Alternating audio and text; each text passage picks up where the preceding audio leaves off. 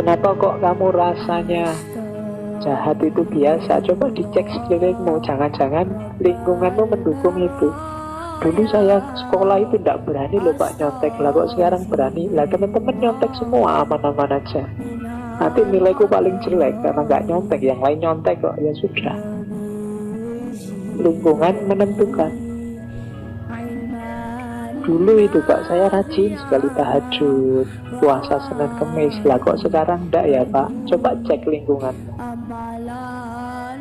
Jadi jangan-jangan lingkunganmu memang tidak mendukungmu untuk jadi rajin tahajud. Wong ya tiap malam kamu diajak gitaran, ngerokok, ngopi sampai jam berapa gitu.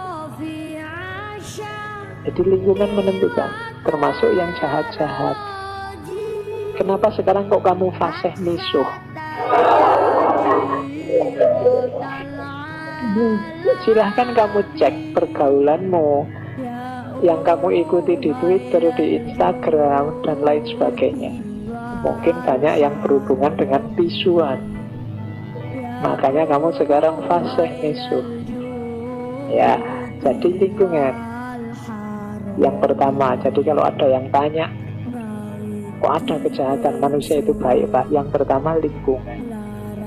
Yang kedua karena penyangkalan terhadap kodrat. Kayak tadi loh, kamu sebenarnya merasa tidak enak bohong, tapi kamu sangkal dirimu, biarlah wong yang lain juga bohong kok. Akhirnya apa? Kodratmu tersingkirkan.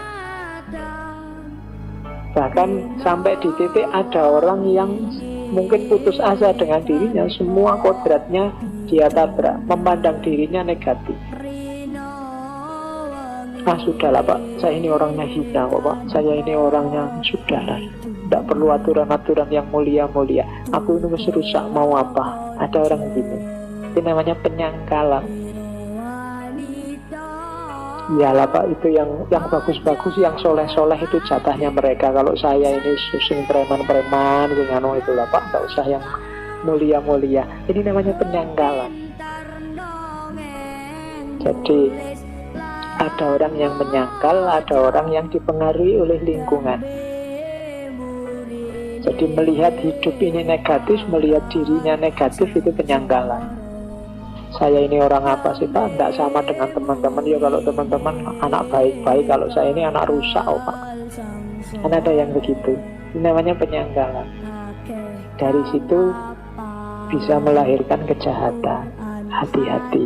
Karena kenapa kok bisa melahirkan kejahatan Pak? Karena kita sedang melawan kodrat kebaikannya manusia. Karena yang dilawan yang baik, ya hasilnya biasanya tidak baik.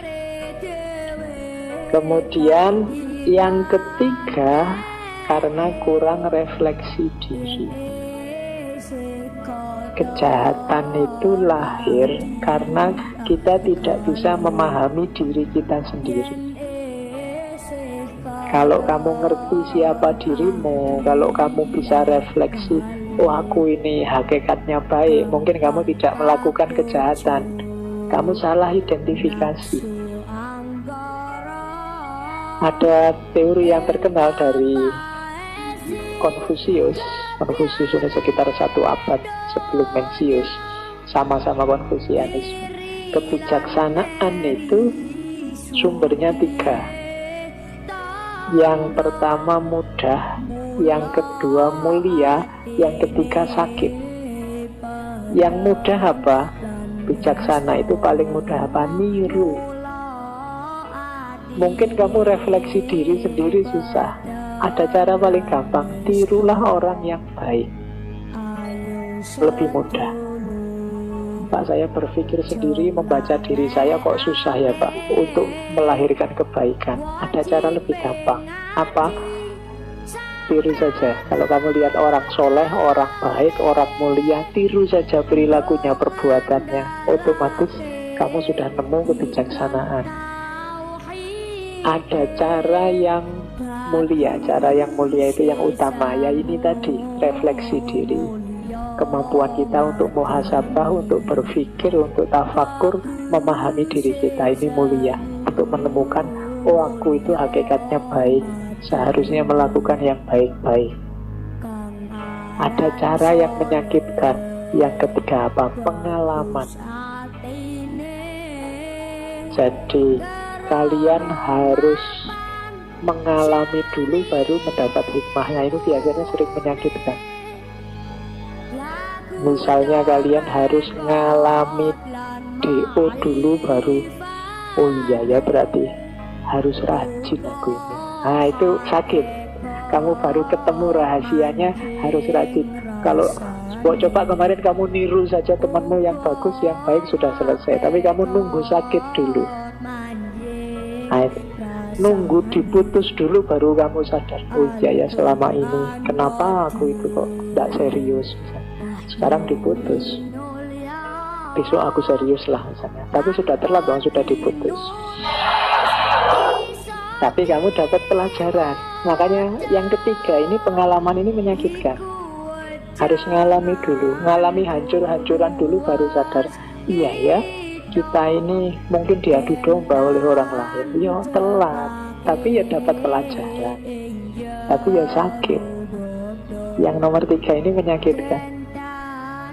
Lebih ngeri lagi ada orang yang sudah sakit tapi tidak ngambil pelajaran atau tidak bisa ngambil pelajaran.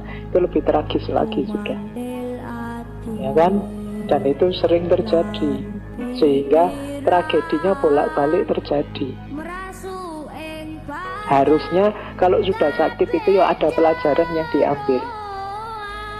Tapi ya manusia itu kan gitu, keras kepala. Oke, Al-Quran sudah banyak bilang itu, keras kepalanya manusia, ngeyelnya luar biasa. Sudah dikasih pelajaran bolak-balik, dari pelajaran yang lembut sampai pelajaran yang keras, tapi manusianya tidak mau ngambil pelajaran.